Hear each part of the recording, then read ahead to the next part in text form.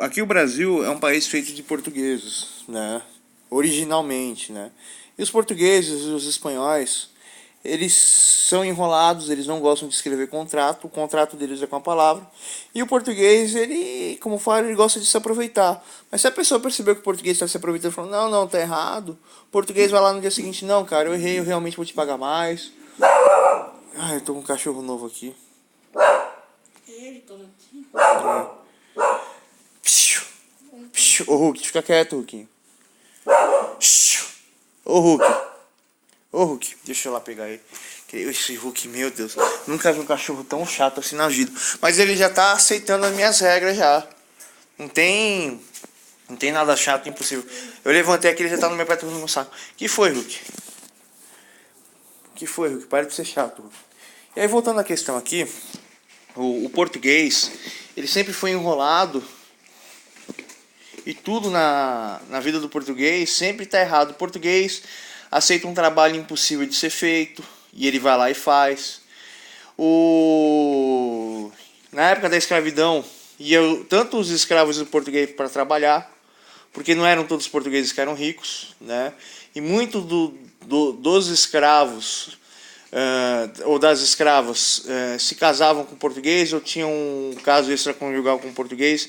Então, a maioria dos negros aqui não são negros, são descendentes de português com negro, descendentes de negro com japonês, descendente de... E é difícil você encontrar. Mas a maioria aqui, todos nós somos descendentes de negro e de japonês. Eu mesmo, de negro com português, eu mesmo sou descendente de português com negro, mas é minha mãe e meu pai, né? Mas a minha mãe diz que ela tem sangue judeu, que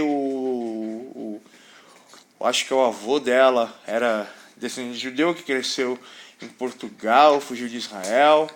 O meu pai mesmo diz que tem sangue árabe. Meu pai é loiro dos olhos azuis. Então o brasileiro é a maior mistura. E o português, ele sempre aceitava serviços impossíveis, né? E aqui o Brasil todo mundo é pioneiro até hoje. E o negro ia junto para trabalhar com o português. Infelizmente os portugueses morriam, infelizmente os negros morriam de doença, de malária, disso, daquilo. Mas o português sempre foi muito trabalhador. Então, toda vez quando havia um desentendimento, ambos os lados aceitavam coisas erradas, ambos lados estavam errados, mas ambos lados aceitavam a Igreja Católica e aceitavam que você ser uma pessoa humilde e ser abnegada, você conseguiria ver a raiva do outro, o sofrimento do outro, o desespero do outro. E o português e o negro, os dois sempre entraram em acordo, né? Tanto mesmo hoje eu fui lá na passeata lá, tinha um moço lá que é descendente de japonês, tinha um alemão e tinha um português. O português tentando deixar os dois calmos, mas teve uma confusão lá. Os dois foram batendo numa pessoa que parece que era do grupo LGBT. Chegou um alemão bombadão lá, parecido com o Izzy Nobre lá, mas o cara tinha cara de branco mesmo. Bateu nos caras falando que ninguém poderia bater numa pessoa sem motivo nenhum, né? Ou seja, o povo brasileiro aqui é unido. Aí vem a questão, vai todo mundo pra delegacia.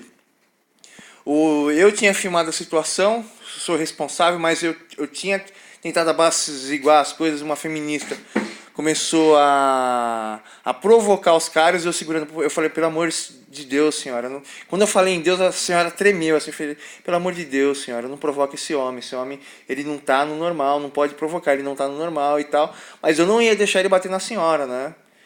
E aí, imagina, eu ir pra delegacia, o moço que tem traço oriental para a delegacia, o alemão ir para a delegacia, o outro moço lá que era branco, parecia norte-americano, não sei o que, ir para a delegacia. Tinha uns moços lá que estavam defendendo os caras que estavam querendo bater em todo mundo, me defendendo o moço que bateu em todo mundo, e todo mundo desentendeu, todo mundo perdeu a noção do que é real, né? Aqueles moços lá que estavam totalmente loucos foram contidos várias vezes pelos moços do restaurante, mas o alemão pegou e quebrou os caras, quebrou a costela do cara, quebrou o nariz do cara, quebrou o rosto do cara. Os caras apanharam demais. E os caras que foram bater, que saíram da manifestação do Bolsonaro, não sei se os caras eram de direita ou de esquerda, apanharam de um cara que eu percebi que talvez era de direita, né? E ele defendeu a comunidade ali do bairro. Eu queria saber como que o delegado ia interpretar a situação e como que o juiz ia interpretar a situação, porque tava todo mundo lá, todo mundo discutindo, e o policial não tava do lado de ninguém. O policial falou: ó, senhora, ó, então ninguém quer fazer queixa contra eles, então não tem certo, vocês vão ter que fazer queixa contra eles, e o pior, vocês não têm machucado nenhum, e vocês não têm prova de nada. Quem tá machucado aqui foi esses moços aqui que estão da manifestação.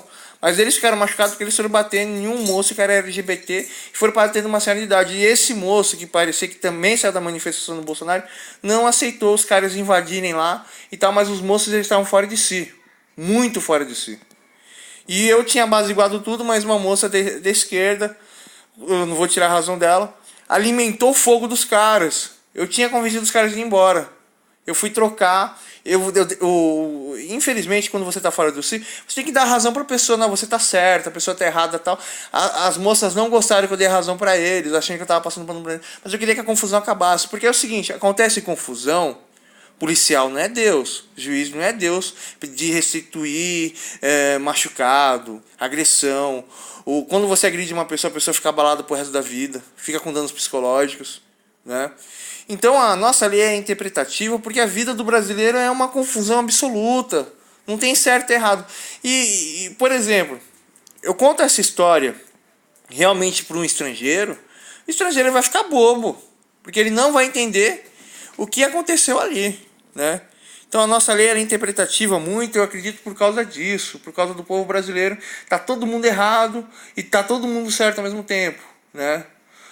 No desentendimento, não estou falando sobre criminoso, estou falando sobre desentendimento. E o brasileiro ele tem uma mania de se entrar em desentendimento o tempo inteiro. Eu não entendo isso. E aí que entra a questão aqui. Eu estava falando aqui sobre a CPMI da fake news. Cara, como que vai interpretar a CPMI de fake news?